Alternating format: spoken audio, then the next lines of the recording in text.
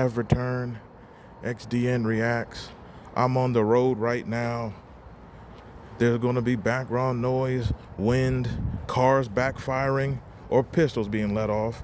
Whatever the case, I'm out in the world right now. I'm a busy man. I got things to do. I got Puerto Rican women to do as well. Hit the like button. Share this video. Subscribe to this channel. Vladtv. The man, well, I don't consider him a man. I consider him a male.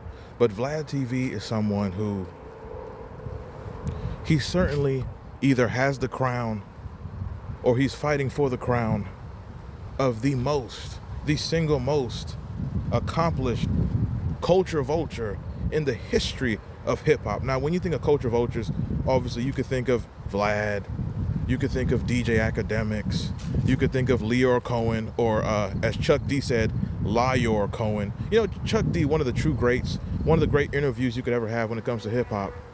And one of the funniest things Chuck D ever said was, when he was signed to, like, I guess Def Jam, everyone he worked for had the word liar in their name. Kevin Lyles, Lior Cohen, and I think there was another one. I think he flipped Russell Simmons' name into, like, I don't know, Hustle Simon. I don't know, but it's some funny comment that how many people he was signed to had lie or liar that could be flipped in their name. That's not a symbolism. No. The big Israeli. Anyway. Oh my God. Good Lord. But Vladtv, who interviewed Lior Cohen, and of course he tried to fake go into the whole, Leor, they call me a culture vulture, and they call you that too. Like, do you think you are? And then Leor kind of admitted to being one, but then he did the BS they always do. You know, people say I'm a vulture, but I was there in the 80s. I was at Run DMC shows. I helped market. Man, shut up.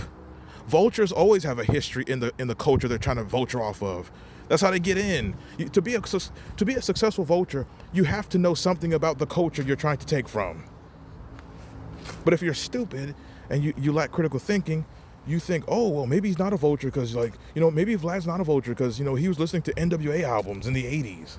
What are you talking about? Vultures always know the history. That's how you take something over the best. Study the history of it. Then you can find your footing in it. But Vladtv, who now he acts like being called a culture vulture is nothing. He just brushes it off, which makes no sense. And Vladtv, people can say whatever, but I got my black security guard. I mean, he loves to use and position black people. He loves this. Oh, people call me a vulture, but I got this black security guard and he's deleted people with his bare hands. Great. So Vlad is saying, I'm not gonna fight my own battles. I have this black guy who'll do life in prison for me. Great. He continues his history of using and abusing Negroes. But a lot of these Negroes, they want to be up under that white man. He gave you a check. Tony Ayo, Little Boosie. Oh, Vlad, he gave me a check, so he's good. I mean, there's so many Negroes who are up for sale. So many of them. The pink folk, the pale people, give you a check, and now if people say, why are you over there with Vlad? Man, I'm gonna cut you off. They want to fight you. You tell Tony Ayo, Lord Jamar, you tell Little Bootsy, why are you messing with Vlad? And they get offended. Because there's something about that pale man. When that pale man gives a Negro money, the Negro's allegiance has been pledged. Vlad's my man. Vlad's my man. It never ends. And Vladtv, the vulture that he is, this is something I've never understood about people like Vlad. And every white person is not like this, but a lot of them are. Why are people like Vlad, why are they so enamored with black dysfunction? Why? It's like he gets turned on. If you look at Vlad interviews, 98% of Vlad interviews, because he chops them up, 98%, part one is, I grew up around crack. My mother, he shot my father. when I was a baby and while she was holding me. I had to stab this person 52 times. Why is every part one start this way? A lot of these people on going on there, they're lying. Because this is another thing about Negroes. Negroes think life is like a struggle competition. They think life is a battle of who had it the worst. No, it's not. It's not. And some of these things, if they're true, why would you even say it in an interview? Why are people so open to just spilling out their guts on the internet? Why? Some of these things are embarrassing. If you grew up in a family where your mother was on the pipe and your father was a thief, that's embarrassing. It's not a triumphant story. Fortunately, I didn't have that type of upbringing. Other things were going on. But if I had that type of upbringing, I'm not going to get on an interview and say, well, my mother was an addict and, she got popped in the head by my father because they were having a dispute in the front yard because someone used the rest of the barbecue sauce at a cookout. Certain stories, why are they being told?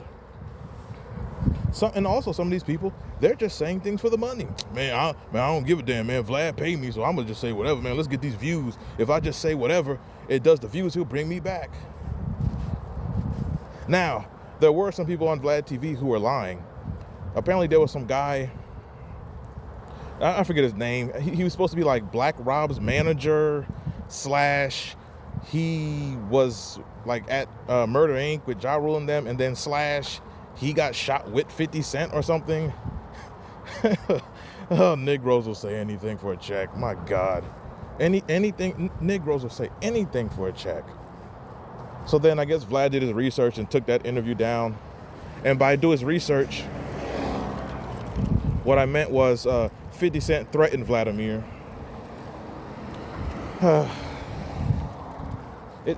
nonsense never ends. On the road with XDN. But why does Vlad get so aroused? Like you can watch a Vlad interview and this person is just like, they had a normal upbringing.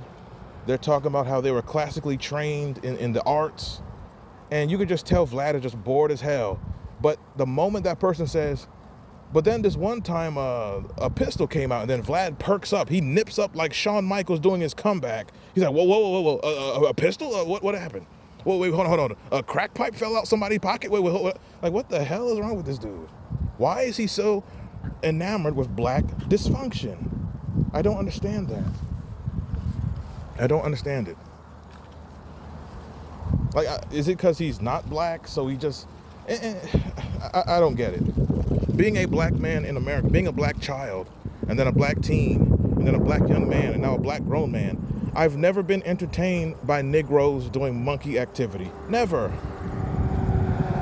So why is it so amusing to someone like Vladimir? It doesn't make any sense. But maybe that's just American culture. For example, a lot of people in America have this fascination with the Italian mob. I've never understood it. Why are people so fascinated with crime? It doesn't make sense. It doesn't make any sense at all. I like The Sopranos and all that, but I've never understood like the fascination with criminality or the underworld. People are fascinated by the life of a pimp. Why? You know what's fascinating? What's fascinating to me? A brain surgeon.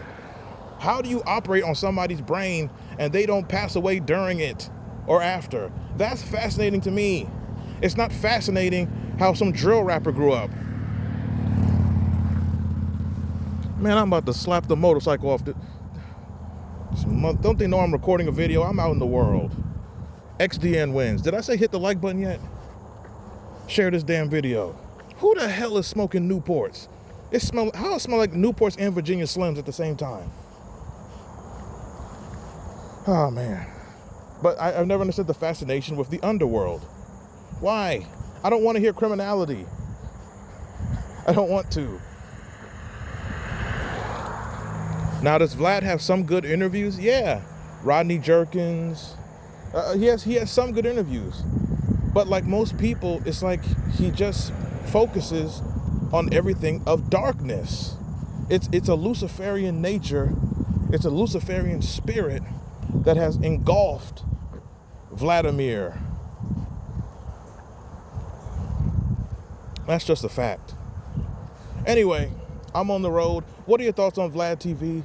I think a lot of people on the channel share the same views as I'm just saying. Some people are just entertained by any monkey activity. Now, sometimes, I will say this, sometimes the monkey activity can be amusing sometimes, but not every day. I don't want to watch, I don't want to hear dusty Negroes every day. Sometimes it could be entertaining. But the majority of it is, these is a bunch of lost Negroes who found a check by a atheist small hat, which that's funny right there. That he got a check, that you're getting a check from this individual who's not like us. K-bot, Vladbot. You get a check from him and you think this person's your friend. And then you go on his channel and you end up getting arrested, imprisoned, investigated, just to then do an interview saying, no, it ain't Vlad, no, it ain't, no, it wasn't. Okay, well, when you did Cam Capone, you didn't go to jail. When you did Gully TV, you didn't go to jail. When you did Queen's Flip, when you went on Good Morning America, you didn't get arrested. But for some reason, you sat on Vlad's couch, and who knows what else you sat on.